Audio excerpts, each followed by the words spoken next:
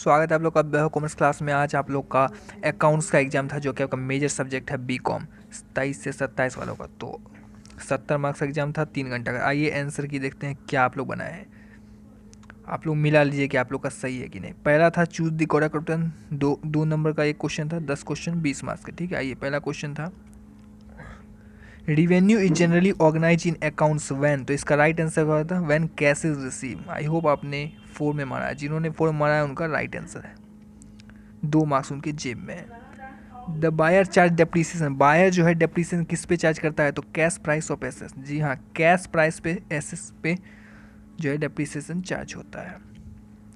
Question number C, in case of instalment system total interest receivable by the seller is credited to. तो इसका जो instalment system में interest suspend होता है, hire purchase होता तो इंटरेस्ट अकाउंट होता, बट यहाँ इंस्टॉलमेंट सिस्टम है तो इंटरेस्ट सस्पेंस अकाउंट आपका राइट आंसर हो जाएगा। रॉयल्टी अकाउंट क्या है सर, रॉयल्टी अकाउंट क्या है, तो royalty account is a nominal account. ठीक है, बचत अवास्तविक खाता है, क्या है, नॉमिनल अकाउंट है। ठीक है, जिन्होंने भी डी पे 3 नंबर पे नॉमिनल अकाउंट पे टिक मारा है, नॉमिनल अकाउंट लिखा है, उनका राइट आंसर है। Branch account under debtor system is. तो डेप्टर सिस्टम में ब्रांच अकाउंट क्या है सर, नॉमिनल अकाउंट है। ठीक है, नॉमिनल अकाउंट राइट आंसर होगा। अच्छा, if profit on goods supply to branch 33 whole 1/3% of cost. अगर कॉस्ट पर इतना तो सेल्स पे कितना, तो भाई सेल्स पे आपका राइट आंसर हो जाएगा 25%। 13 है तो 1/4 होता है, यानी 25 चौक 100, तो यानी 25% जो आपका राइट आंसर हो जाएगा। आइए जी नंबर देखते हैं। If the rate of GP of department A 25% दिया है, सेल है उसका 1 लाख रुपए, and then amount of gross profit कितने इक्वल होगा। तो देखिए 25% कॉस्ट है तो सेल पे कितना होगा, 20%। सेल पे कितना होगा, 20% सेल पे होगा, यानी 1 लाख का 20% कितना होगा, 20,000। तो जिन बच्चों ने भी 20,000 को जी पे टिक किया है, 2 नंबर जिन्होंने लगाया है उनका राइट आंसर हो जाएगा। ठीक है, जिन्होंने 20,000 बनाया उनका सही है। Sir next question, depreciation provided. Depreciation किस पे प्रोवाइड किया जाता है, fix asset, current asset, intangible या all. Sir fix asset, FA, fix asset जो है अस्थाई संपत्ति पर डेप्रीसिएशन प्रोवाइड किया जाता है, तो ए राइट आंसर हो जाएगा। बहुत इजी क्वेश्चन थे, कोई ऐसा ट्रिकी क्वेश्चन नहीं था, सिंपल थे, बच्चे बना के आए हैं, बहुत खुश हैं। The reason of charging depreciation is. अगर आपका कुछ गलत होता है चिंता मत कीजिए, नेक्स्ट एग्जाम पे फोकस कीजिए। Reason of charging depreciation is all there. Sir wear and tear, obsolescence, depletion, all these. Sir सबसे पहले हम लोग आंसर की प्रोवाइड कर रहे हैं, इसी बात पे चैनल पे सब्सक्राइब कर लीजिए, चैनल को लाइक कीजिए और वीडियो को शेयर कीजिए ताकि आपके दोस्त भी आंसर मिला सके, आंसर की मिला सके। 2023 का जो एग्जाम सेमेस्टर 1 का अकाउंट्स का हुआ है। As per dual aspect concept, तो क्या भाई क्या बोलता है, capital plus liability is equal to asset. ये कौन कहता है, ड्यूअल एस्पेक्ट कहता है। ठीक है, ड्यूअल एस्पेक्ट का कहना है capital plus liability is equal to assets. आ जाइए तो थ्योरी क्वेश्चन की बात कर ले। थ्योरी क्वेश्चन भाई 4 क्वेश्चन बनाए थे, टोटल कितने दिए गए थे, संक्षेप में किन्हीं 4 प्रश्नों के उत्तर दें। ठीक है, तो ये सब तो थ्योरी है, आप आई होप आप लोगों ने लिखा होगा थ्योरी। सर ये क्वेश्चन नंबर ये जो है न्यूमेरिकल था D। ठीक है, तो ये D जिन्होंने बनाया ये आंसर देख लेते हैं। बोलता है भैया हायर परचेज में आप गए हायर परचेज सिस्टम में 60,000 का कैश प्राइस है, 24,000 डाउन पेमेंट दे दिए और 12,000 देंगे, तीन इंस्टॉलमेंट 12,000 दोगे, 6% ब्याज के साथ। ठीक है, तो आइए इसका सॉल्यूशन देखते हैं। इसमें आपको क्या निकालने बोल रहा है सर, इंटरेस्ट निकालने बोल रहा है, ब्याज की गणना करें। आइए सॉल्यूशन देखते हैं। तो देखिए अपने ने पहले फॉर्मेट बना लेना है, लिख देंगे ऊपर में, लिख देंगे कैलकुलेशन ऑफ इंटरेस्ट। ठीक है, तो अब इस तरह से 3 खांचा आपने खींचना है। कैश प्राइस 60,000 था, 60,000 लिख दिए, डाउन पेमेंट 24,000, तो बचा कितना, 36,000 रुपये बचा। 36,000 का 6% ब्याज कितना आएगा, 2160।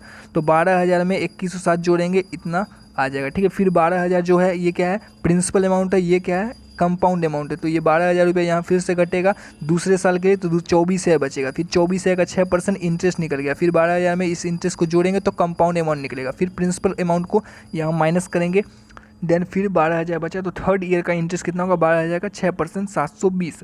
फिर हमने यहाँ किया, फिर टोटल जब हमने जोड़ा तो इंटरेस्ट कितना लिखा 4,320। जिन बच्चों का भी 4,320 मिला है उनके जेब में 5 मार्क्स पक्के हैं। और ये क्वेश्चन बहुत इंपॉर्टेंट, हायर परचेज का पहला 1 2 3 4 क्वेश्चन प्रैक्टिकल क्वेश्चन बनाए थे डॉक्टर एस एम शुक्ला के बुक से, तो आपसे बन जाता है, जिसका सॉल्यूशन हमने पहले ही अपने चेहरे पर डाल रखा है। जिन बच्चों ने बनाया है उनके लिए ईजी क्वेश्चन था। फिर नेक्स्ट क्वेश्चन सी पे अगर आए तो यहाँ डेप्रीसिएशन क्वेश्चन था। बोलता है कि भाई एक एसेट परचेज किए हैं जिसका वैल्यू 1,10,000 है, और डेप्रीसिएशन जो स्ट्रेट लाइन मेथड का मतलब होता है हर साल एक ही सेम रेट में डेप्रीसिएशन चलेगा, हर साल सेम डेप्रीसिएशन रहता है, डेप्रीसिएशन बदलता नहीं है। पहली बात 10 साल तक लाइफ है, और 10,000 रुपया क्या है रेसिडुअल वैल्यू है, ठीक है, मतलब स्क्रैप वैल्यू है। तो बोलता है कि find out the amount of annual depreciation निकालना है साल का, और एसेट्स अकाउंट बनाना है 3 साल तक का। तो जिन बच्चों ने भी इसका बनाया है आइए उसका सोल्यूशन देख लेते हैं किस तरह से आपको बनाना था। देखिए डेप्रीसिएशन कैसे निकालेंगे एनुअल, तो भैया 1,10,000 था, उसमें माइनस किया स्क्रैप वैल्यू बटे किए 10 साल, तो 10,000 रुपया जो है एनुअली निकलेगा। In case straight line method depreciation same होता है 10 साल तक, यानी 10 साल तक 10,000 पहला साल, दूसरा साल 10,000, तीसरा साल 10,000, इस तरह से सेम रेट ऑफ डेप्रीसिएशन चलेगा, सेम डेप्रीसिएशन रहेगा अमाउंट। क्यों? क्योंकि स्ट्रेट लाइन मेथड है, ठीक है। तो अब एसेस का अकाउंट बनाएंगे, यहाँ ईयर लिख दिए, ईयर लिख लिए, पार्टिकुलर अमाउंट, ठीक है। तो आपने एसेस खरीदा तो एसेस बढ़ गया, टू वेंडर अकाउंट, वेंडर नाम नहीं दिया तो हमने वेंडर मान लिया 1,10,000। फिर पहला साल जो है डेप्रीसिएशन रहेगा 10,000, तो बैलेंस कितना बचेगा 1,10,000 का चीज़ था, 10,000 डेप्रीसिएशन लगा तो 1,00,000 बचा बैलेंस। फिर 1,00,000 जो है दूसरा साल बैलेंस CD BD बन जाएगा, तो दूसरा साल BD कितना बचा 10,000, फिर उसमें डेप्रीसिएशन लगा सेम रेट में लगेगा 10,000 हर साल लगेगा, तो फिर बैलेंस कितना बचा दूसरे साल के अंत में 90,000 बचा। फिर ये बैलेंस BD जो है तीसरे साल में CD बन जाएगा 90,000 रुपया, और 90,000 रुपया में फिर से डेप्रीसिएशन लगेगा कितना 10 है, हमेशा सेम लगेगा। क्यों? क्योंकि स्ट्रेट लाइन मेथड है। तो बैलेंस सीधी जो तीसरा साल है वो कितना बचेगा 80,000 रुपये। आई होप आपको समझ में आ गया, 90,000 में 10 से आ गया तो बैलेंसिंग फिगर जो है 80 है। जिन बच्चों ने भी इस तरीके से बनाया है 5 नंबर उनके जेब में। भाई कॉमेंट जरूर कीजिएगा आपका कितना मार्क्स बन रहा है। तो हमने डेप्रीसिएशन का भी क्वेश्चन देख लिया। जिन बच्चों ने थ्योरी लिखा है भाई अगर 5 नंबर क्वेश्चन है 1 पेज भरा है तो 5 मार्क्स मिल जाएंगे। थ्योरी का जवाब अगर आपने 5 मार्क्स का क्वेश्चन है 1 पेज, कम से कम आपको 1 पेज तो लिखना ही होगा, ठीक है, तभी जाकर 3-4 मार्क्स मिल जाते हैं। अब लॉन्ग क्वेश्चन की बात करते हैं। आपका सही जितना हुआ बताइए कमेंट करके। भाई वैभव कॉमर्स का यूट्यूब का पहला चैनल जो सबसे पहले आपको आंसर की प्रोवाइड कर रहा है। सर 10 मार्क्स का क्वेश्चन था, 3 क्वेश्चन बनाना था, एक क्वेश्चन 10 मार्क्स का। तो एक what is accounting risk advantage limitation, ये सब आपको कम से कम 2 पेज आपको लिखना चाहिए था अच्छे से, ठीक है। अकाउंटिंग पे एक्सप्लेन करते 5-6 लाइन, अकाउंटिंग भी एक्सप्लेन करते, एडवांटेज लिखते, लिमिटेशन लिखिए, तो भाई पेज भरता, ठीक है, तभी आपको नंबर मिलेंगे। बिना 1-2 लाइन में आपको नंबर नहीं मिलने वाले। ये एंट्री पास करना था, बहुत ईजी, हायर परचेज और वेंडर के बुक में दिया हुआ है। आई होप आपने बनाया होगा तो अच्छी बात है, जिन्होंने छोड़ दिया तो भाई बना सकते थे, ईजी क्वेश्चन है भाई। एक तरह से प्रैक्टिकली यहाँ आपसे पूछा गया है हायर परचेज और हायर वेंडर के बुक में कैसे बनाया जाता है, ठीक है। तो ये भी आपका 2 पेज ले लेता, कम से कम 2-3 पेज, ठीक है। नेक्स्ट क्वेश्चन भाई ज़बरदस्त क्वेश्चन, ठीक है। नेक्स्ट रॉयल्टी का क्वेश्चन है भाई, रॉयल्टी का। जिन्होंने रॉयल्टी अकाउंट का इलिस्ट्रेशन 1 बना गए थे उनके लिए ये क्वेश्चन ईजी था। इलिस्ट्रेशन 1 जो बना गए थे, क्या बोलता है, धनबाद कोल लिमिटेड टू कोल माइनिंग 4 साल के लिए, ठीक है। एक इतना को रॉयल्टी कितना है 25 रुपया पर टन है, ठीक है, और मिनिमम रेट बोलता है 75,000 है। शॉर्ट वर्किंग में भी रिकॉप, और मतलब शॉर्ट वर्किंग जो है 1 साल में ही हो जाएगा रिकॉप, ठीक है। कॉस्ट कुछ तरह से 4 साल का दिया हुआ है 18, 19, 20, 21। आउटपुट है 2,000, 2,500, 3,000, 3,500, ठीक है। अब बोलता है you are required to prepare minimum rent account, royalty account, short working account, landlord in the book of the. देखिए मैं आपको बता देता हूँ किस तरीके से बनेगा इसका आंसर। आइए देखिए, हमने एनालिटिकल टेबल बनाया, year, output, royalty, minimum, short working minus, short working plus, paid और PL, ठीक है। तो 18, 19, 20, 18 में आप देख सकते हैं क्वेश्चन में दिया था 2,000, 2,500, 3,000, 3 हमने लिख दिया। 25 रुपया पर टन बोलता है रॉयल्टी, यानी 25 को 2,000 से गुना किए कितना हुआ 50,000। 25 गुने 2,500, 25 गुने 3,000, 25 गुने 3,500, तो आपका जो रॉयल्टी ये आ गया। मिनिमम रेट हर साल सेम रहता है 75,000। अब देखिए 50,000 रॉयल्टी कमाए, 75,000 रेंट देना पड़ा, तो लॉस कितना हुआ 25,000। तो इसी तरीके से 75,000 में ये घटाए, लॉस कितना हुआ ये,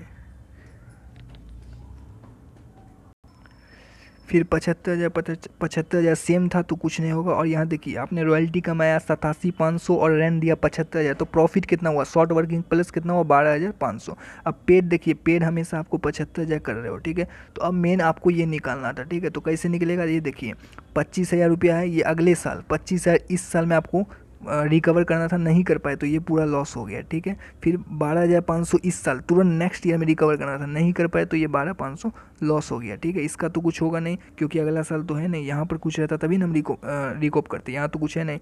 तो मेन मिला के आपका ये पीएल हो गया कौन साल, दूसरा साल और तीसरा, यानी 18, 19 और 20 में जो आपको लॉस हुआ है, ठीक है, पीएल। तो आपको क्या करना था, रॉयल्टी अकाउंट ये सब अकाउंट बना सकते हो। मेन मैंने ये आपको बता दिया कि मेन आपका ये फाइनल आंसर आता। इसके बाद आप बुक में देख सकते हो किस तरीके से royalty, short working, minimum account बनाया जाता है, ये आप बना सकते हो, ठीक है। मेन आपका मैंने ये बता दिया, आपका क्लियर कर दिया एनालिटिकल टेबल बना के, ठीक है। अगर आपने को इतना आया था तो आपका आंसर सही है। आपके जेब में कितने मार्क्स है, 10 मार्क्स हैं। आइए नेक्स्ट क्वेश्चन देखते हैं। ये क्वेश्चन उसके बाद डी नंबर है, क्या बोलता है, ब्रांच अकाउंट बनाने बोल रहा है, ठीक है। जिसमें आप देख सकते हो ब्रांच अकाउंट का मैंने प्रैक्टिकल क्वेश्चन अभी ही कराया था। जिन्होंने इलिस्ट्रेशन बना गए थे, जो इलिस्ट्रेशन शुरू का ही 5 इलिस्ट्रेशन अगर जिन्होंने बना लिया होगा उसको ये बन जाता। ओपनिंग स्टॉक दिया है, गुड्स सेल दिया है, सेल दिया है, एक्सपेंस दिए हुए हैं 2 गो, ठीक है।